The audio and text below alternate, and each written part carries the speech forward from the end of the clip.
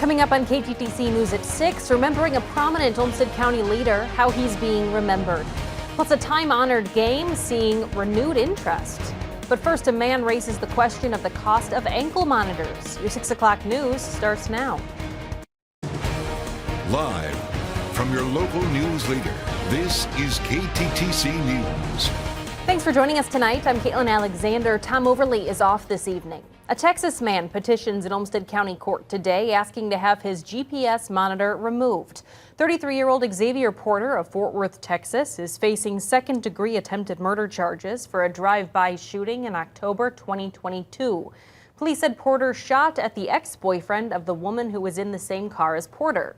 Porter allegedly fired 10 shots at the man, hitting his car 4 times. In the alleged shooting, a parked car and a home were hit, but no one was hurt. The judge has yet to rule on Porter's request for the removal of his GPS monitor, and another hearing is yet to be scheduled. We're reflecting on the legacy of a man who dedicated his life to seeking justice for victims in Olmsted County. Former county attorney Ray Schmitz passed away last week. Today, KTTC sat down with Mark Ostrom, the current Olmsted County attorney, reflecting on Schmitz's 24 years of service. Schmitz won 6 terms in office, retiring after he lost re-election in 2006 to Ostrom. Ostrom says Schmitz steered the Olmsted County Attorney's Office in the public safety aspects when changes were happening in our community. He says Schmitz was a listener. He would listen to people because he cared about the community. Ostrom says Schmitz directed the office through some significant lawsuits in his last term and managed the county board and other departments very well. Some say his leadership style was direct and to the point. The important thing, I think, is that just simply raise passion for his community, his passion for this work. It's hard work. It's really hard work. And he was so passionate about it. And that's something I don't think anybody really knew until you came in and you saw the heaps of work on his desk, for example. 35 years ago, Schmitz prosecuted the case against David Brom, a teen who killed his family with an axe in their home in Rochester. Ostrom says Schmitz did his best to resolve the case while understanding the huge tragedy that was involved. One of the most important lessons Ostrom says he learned from Schmitz is to work with the county board and other department heads to create those professional relationships. Schmitz was 84 years old. We've covered many teacher contract negotiations recently as unions race to come to agreements over higher pay, benefits, and class sizes before the new year. Now today, teachers in the Casson-Manorville School District are updating us on their mediations with school leaders. This is a live look at a rally tonight in support of teachers who remain in mediation with the district. They're fighting for better pay and health insurance affordability. Casson-Manorville Education Minnesota 7124 reported today that both parties have moved closer together in their negotiations, but they remain concerned about the increased cost of health insurance. They say they look forward to continuing mediation. Nick Jansen is live on the weather patio for us tonight. Nick, we started off the day with a really strong wind. What's it like out there at this hour? That's right, Caitlin. Yeah, really breezy here throughout the morning and into the afternoon. We had some peak wind gusts approaching 35 to 40 miles per hour earlier on today. The good news is, while the wind will continue to calm here tonight, I guess the bad news with the calming wind and the mainly clear sky, temperatures will be awfully cold here tonight, something we haven't been used to this December of just seasonal like temperatures overnight. Wind speed right now in Rochester at 8 miles per hour, but notice some of us not having any wind reading. That is because we have some calm conditions through Albert Lee, Austin, and in Red Wing. So finally getting rid of a lot of those breezy conditions. They will pick back up tomorrow. We could have some gusts approaching maybe say 20-25 miles per hour. That'll lead to warmer temperatures. Wind will be out of the south tomorrow compared to the northwest like it was today. So the wind coming up tomorrow will be strong. The temperatures will be different. Lewis, not a live camera. We look outside currently. We are at 14. It feels like 3 outside with the mainly clear sky and just that 8 mile per hour wind drops those feel like conditions down into the lower single digits. Temperatures right now, the cool spot here in Rochester and in Owatonna, both at 14 degrees. A lot of us getting down to the teens, and we'll bottom out maybe say 11, 12 degrees for lows here tonight. Future track radar, we continue with those mainly clear skies. We will pick up some cloud cover, and that will end up helping our temperatures along with that shifting wind that we'll have later on tonight too. Hour by hour forecast, temperatures remaining in the teens for most of us, and we should fall down a couple more degrees here tonight. Those overnight lows in the lower teens, if not right around about 10 to 11 degrees for lows as we wake up tomorrow morning. Temperatures the rest of the way out. Today was the coldest day. High temperatures will be in the mid 30s tomorrow.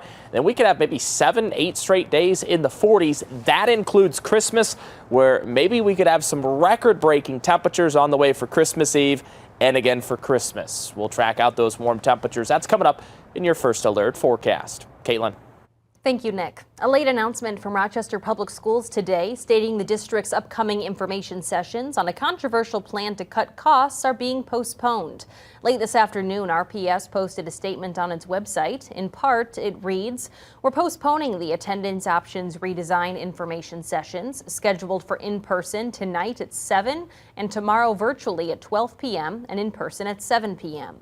RPS said the reason is to provide district staff with additional time to prepare an updated version of its 10-point proposal to cut costs. That plan, announced last month, has received plenty of public criticism. It calls for 3 schools to close and includes significant changes to student transportation. No word on when the sessions will be rescheduled. Many are trying to get in some last-minute holiday shopping online and may notice slower delivery times. USPS is seeing delays and other issues due to the holidays and low staffing at USPS. Senators Tina Smith and Amy Klobuchar introduced a new bill that holds the USPS more accountable for its customers. The Postal Delivery Accountability Act would ensure USPS has the proper tools to track delivery disruption and make sure that information is available for customers. On Friday, Klobuchar and Smith spoke to Postmaster General Louis DeJoy on a call about the issues happening across the state, and Klobuchar says he made a commitment to help work on finding a solution to these issues. We discussed at length the rural carriers and how they have to be compensated. There were issues with them getting their compensation. He pledged to work on that. We talked about this Amazon issue, and he pledged that they wouldn't have preference over other similar services. We talked about the staffing issue, and he pledged to do everything he can. Klobuchar says she and Smith are focused right now on getting the bill through the United States Senate because she believes that's the place to start. Representative Angie Craig is carrying the bill through the House. Klobuchar says they want to get standards in place of accountability. Action announced today to support affordable housing in Minnesota. Today, the Minnesota Housing Board approved plans for $348 million to be invested into multifamily, single-family, and manufactured home communities. The state says the projects will create and preserve more than 4,700 homes and apartments that will support 7,000 annual jobs and impact Southeast and Southwest Minnesota. In 2022, the agency served more than 109,000 households and distributed $2.18 billion in resources. It's a game that's all about testing one's mind, and it's seeing a bit of a resurgence. Chess has seen a global surge in popularity ever since the COVID lockdown in 2020. Many learners picked up the game to kill time during lockdowns, along with the rise of online competitive opportunities and chess streamers. Our Eric Min spoke with the Rochester Chess Club to see what the trend was like locally. Check. When COVID brought everyone indoors, the Rochester Chess Club, along with chess activities around the world, transitioned from an in-person activity into an online gathering. The club's president, Dennis May, says the change had a significant impact on this more than 1,500-year-old sport. The attendance after the pandemic probably doubled. We have twice as many people who are playing chess in person over the board. Dylan Park is a middle school student from St. John the Evangelist Middle School.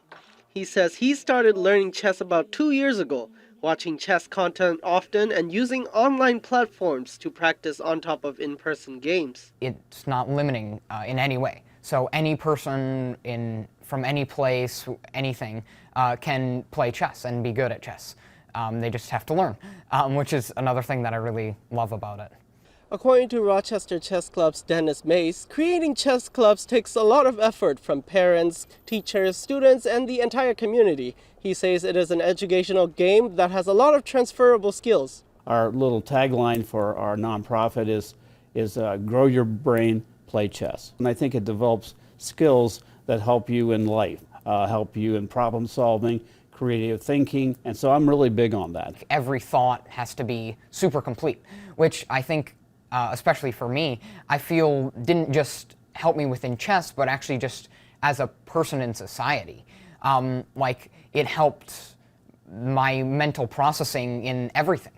May says the Rochester Chess Club is dedicated to providing free opportunities for everyone to enjoy chess.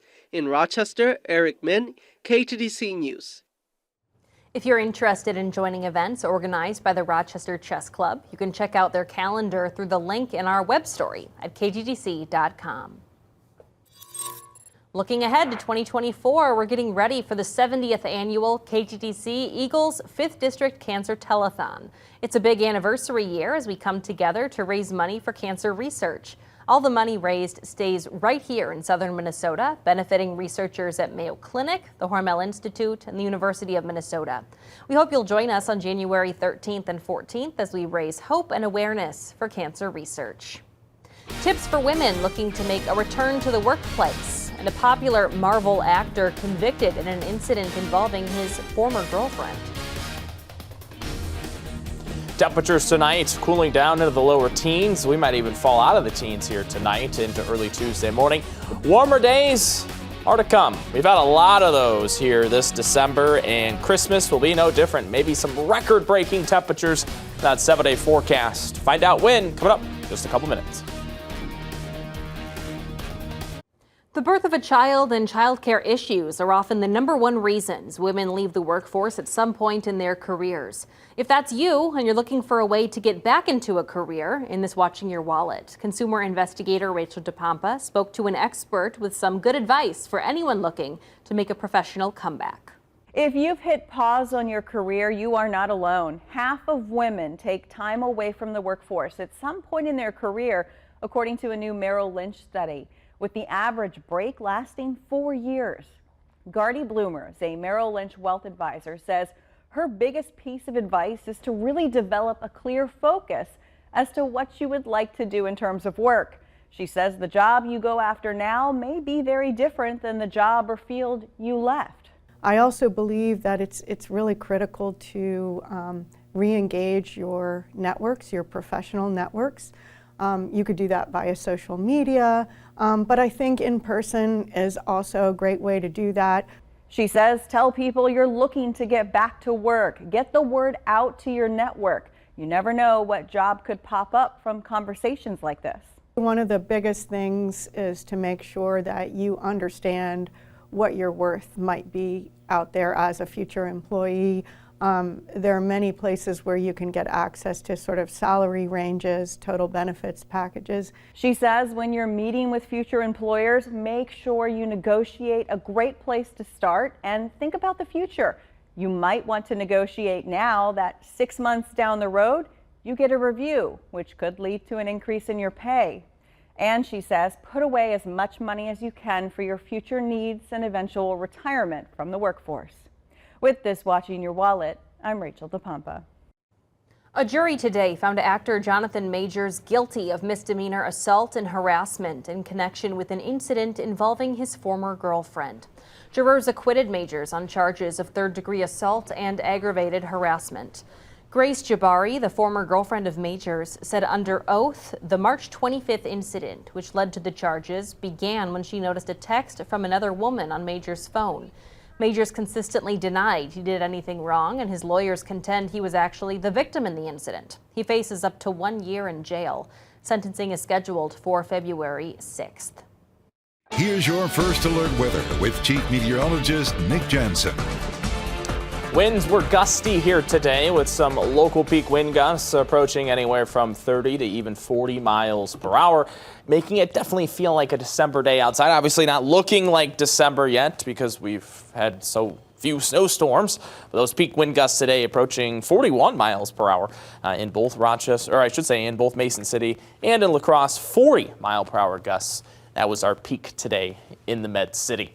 Outside currently, the good news, we continue to calm the wind outside. I guess one thing you can kind of look at, though, when we have lighter wind, we start to drop those temperatures down. Wind chills right now down into the low single digits. Temp outside 14, one of the colder nights that we've had this December here. Temperatures just right around seasonal averages, though, for us. We just haven't been used to that, with all the temperatures staying in the 20s and 30s in terms of our lows, down into the teens for most areas here tonight. Mainly clear sky. That changes later on tomorrow morning. We will bring in some cloud cover here from the west, and that'll bring with it probably just some partly cloudy, partly sunny conditions on the way tomorrow. And that warm front switches our wind to the south. It will be gusty again tomorrow. Temperatures, though, will be warmer. So tonight, cold and quiet temperatures as we look through the rest of this week and into next week. Still looking well above average. With the well above average temperatures, our snow chances remain limited and close to a goose egg, 0 in terms of our, I think, snow chances moving through at least the next 7 days. So where do we stand at through today's dates? Just a ½ inch of snowfall is what we've accumulated at RST. Our monthly deficit now at 6.3 inches of snowfall, below average. Our season, we were below average through the summer with rainfall. Now winter, no different. We are 9.4 inches below average in terms of snowfall. Through this point last year, we had 17.9 inches of snow. Looking at the least snowiest Decembers on record at RST, if the month were to end right now, we would slot in at number 3 with just that ½ inch of snowfall. A trace amount took place back in 1943 and 1913. It has been a while since we've been on this list, all the way back 2001, the last time we had at least top 10 in terms of least snowiest Decembers. Next 7 days, well, do we have any snow chances in the near future? No. We have rain chances. I do think there's a good chance of seeing quite a bit of precipitation, maybe 1-2 inches of rainfall through Christmas on Monday, just not the snow chances because temperatures are too warm. I put us at a 0 to 5% chance, 5 just in case if all of a sudden we have some cold air moving in, but pretty much no chance in terms of seeing snowfall before Christmas here. Our average chance, again, of having a white Christmas, 1 inch of snowfall on the ground, 77% this year, not looking likely. Temperatures tonight staying in the teens for lows. Winds switch tomorrow. Will warm nicely throughout the day into the mid-30s with some partly cloudy skies throughout most of your Tuesday. Temps here tonight, 13 for the overnight low, partly cloudy. Wind out of the northwest tonight. Tomorrow they switch to the south and we'll have high temperatures warming up into those mid-30s. Some partly sunny skies tomorrow, well above average. Again, about 10 degrees above average for our highs. 7-day forecast after tomorrow. We are in a 40-degree stretch. We will have the low 40s Wednesday and Thursday and Friday. Mid-40s possible into the weekend. And Sunday for Christmas Eve, the record high temperature, low 40s in Rochester. So we could easily beat that. The record high for Christmas is 50. So we'll be right around that in the upper 40s and maybe some low 50s with some chances of showers Christmas Eve and Christmas. Julian. Next in sports, the 2024 schedule is out for the Minnesota Lynx. I'll go over some key dates for the team. Plus, the Vikings came up just short on Saturday against the Bengals. Head coach Kevin O'Connell will share his thoughts on Nick Mullins' start and how he can be better after the break.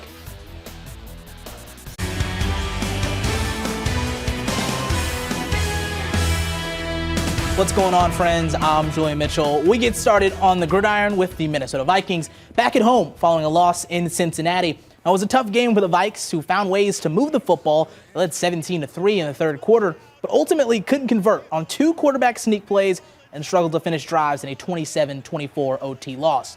Nick Mullins got the start, throwing for 303 yards, 2 TDs, and 2 picks, which both came in the red zone. Despite that, head coach Kevin O'Connell named Mullins the starter for Sunday's game against Detroit, highlighting the over 400 yards of offense the team had and what needs to change heading into a big game. Nick knows we also need to, try to limit those and eliminate those critical errors where we turn the football over in the red zone with chances for points twice there in the football game. And Nick will continue to work towards that, but I think with another good week of preparation and building upon the positive things he did last Saturday, my expectation is Nick's going to go out and play really well for us this weekend. Staying with the Vikes, KOC also made note that the team is opening linebacker Jordan Hicks' 21-day window. He will return to practice. The team then can decide to put him back on the roster. His availability Sunday is to be determined. Hicks has been on the injured reserve list since November 14th with compartment syndrome, a condition caused by pressure buildup in the muscles. Hicks has 87 tackles, a pick, a sack, and a forced fumble on the year. For the hardwood next, the Minnesota Lynx 2024 schedule is out. Here are some key dates for the squad. Lynx open the year on the road against Seattle, May 14th. That's the 10th time in team history with a road opener. The following game, Minnesota opens the home slate against Seattle on May 17th. We'll have a first-round playoff rematch here, May 23rd at Connecticut.